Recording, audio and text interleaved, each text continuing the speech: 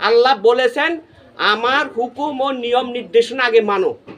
সেই হুকুম নিয়ম নির্দেশনার মধ্যে বলা হয়েছে যে আমার বন্ধুগণকে তুমি অনুসরণ করো।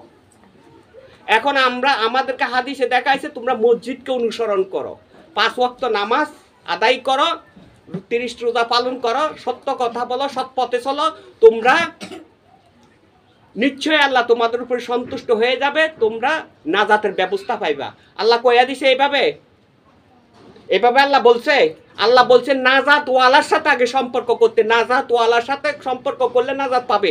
নাজাত ওয়ালা তারা যাহাদের উপর আল্লাহ রহমত বর্ষিত করেছেন, যাহারা রহমতই মানুষ হইতে পারছে, যাহাদেরকে রহমতুল আলাহ বলা হয়েছে, যাহাদেরকে রহমতুল্লিল আলামিন বলা হয়েছে, রহমতুল্লিল আলামিন আল্লাহ নবী রাসূলুল্লাহ সাল্লাল্লাহু আলাইহি ইসলামকে বলা হয়েছে। এখন তুমি বলো মুসা আলাইহিস সালামকে কি বলবা?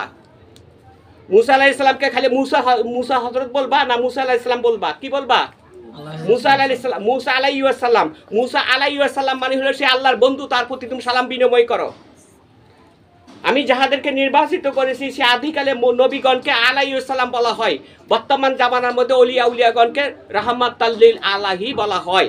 এই জন্য রাহমাতাল্লিল আলাহি বলা হয় যে তাহারা আল্লাহর রহমত অর্জন করতে পারেছে এবং আল্লাহর রহমত অন্যের মধ্যে বিতরণ করতে পারতেছে। যাহারা তাদের সাথে সম্পর্ক করেছে, যাহারা তাদেরকে ভালোবাসিয়াছে, তাহাদের মধ্যে ওই ব্যক্তি আমার বন্ধু অলিগণের মাধ্যম দিয়ে রহমত বিতরিত হয়ে থাকে এবং সেই ক্ষেত্রে তাহাকে রহমতুল্লিল আলা বলা হয়েছে। এই বন্ধুকে বলা হয়েছে ইন্নী জাইলাকুম ফিল আরদি খলিফাতান। কথাটা আছে কিনা কোরআন শরীফে? আছে। তাহলে এটার অর্থ কি? যুগ জামানায় আমি আমার খলিফা প্রেরণ করব, পৃথিবী সৃষ্টি করেছি, পৃথিবীর মধ্যে খলিফা প্রেরণ করব, আছে কিনা? এখন কোরআন শরীফের মধ্যে যে আইনগুলো আছে আমরা বেশি জানি না, তোমরা বেশি পড়ছো, তোমরা বেশি জানো। তোমরা বলো কোরআন আইন তোমরা মানো? তোমরা তো বলবা হ্যাঁ আমরা তো কোরআন আইন মানি, হাদিস মানি, যখন কোরআন আইন তো মানি। তাহলে কোরআন শরীফের মধ্যে বলেছে 24 ঘন্টা রাতে দিনে 24 ঘন্টা তুমি বান্দা আমার নামের ভিত্তিতে জিকির করো। ইন্নী ইয়া আইয়ুহাল্লাযিনা আমানু যিকুরুল্লাহা যিকরান কাসীরান ওয়া সাব্বিহু বুকরাতান ওয়া আসিলা।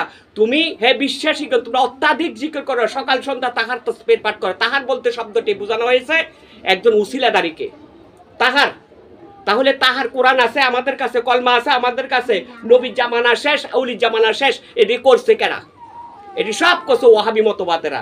এই ওয়াহাবি মতবাদের পন্থী অনুযায়ী তোমরা চলবা, তোমরা কোনোদিন রাসূল লাভ করতে পারবা না।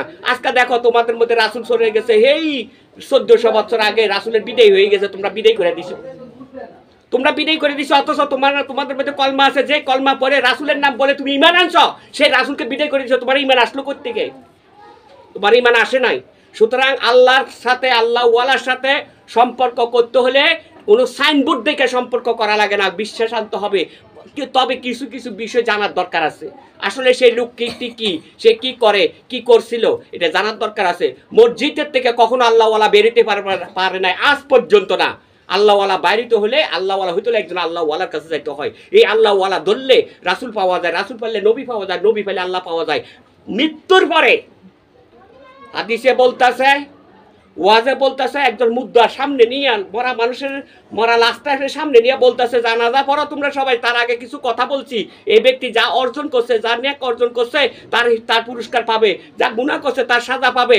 সে আল্লাহর হুকুমে জগতে আসছে, আল্লাহর হুকুমে চলে যাচ্ছে।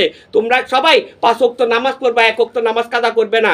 আজকে তিনি যদি ভালো পুরস্কার, ভালো অর্জন করতে পারে, ভালো নেক অর্জন করতে পারে, এই নেক নিয়ে আল্লাহর দরবারে পৌঁছে যাবে। আল্লাহ তার স্বাগতম জানিয়ে সম্মান দিবে, রাসূলের বন্ধু অর্থাৎ রাসূলের সম্মান অনুসারে তার বন্ধুর সম্মান তাহাকে দিয়ে দিবে।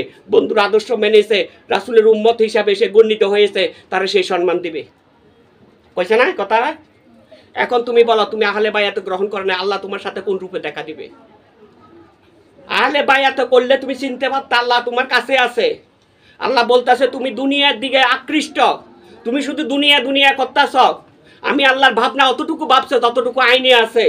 তুমি গভীরভাবে আমাকে চিন্তা করো না, ভাবো না, অথচ আমি তোমার সাই রগের নিকটে আছি, তোমার সাই রগের নিকটে আছি। আমার ক্ষমতা তুমি চলছো আর বলছো করছো, অথচ এতটুকু বিশ্বাস করছো আল্লাহ তোমার উপাসনা করে তুমি আমাকে সাহায্য করো, হাসরের দিন, কিয়ামতের দিন তুমি আমাকে বেহেশত নসিব করবো। আল্লাহ তো এইভাবে বেহেশতের কথা বলেন নাই।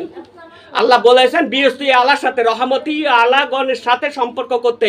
সিরাতুল মুস্তাকিমের অর্থ হলো সরল রাস্তা, সোজা রাস্তা, রহমতি রাস্তা। যেই পথে আল্লাহ রহমত বর্ষিত হয়েছে, যেইখানে আল্লাহ রহমতের মানুষ নির্বাচিত হয়েছে, তাদের সাথে সম্পর্ক করা মানেটা হচ্ছে সিরাতুল মুস্তাকিমের পথে পরিচালিত হওয়া।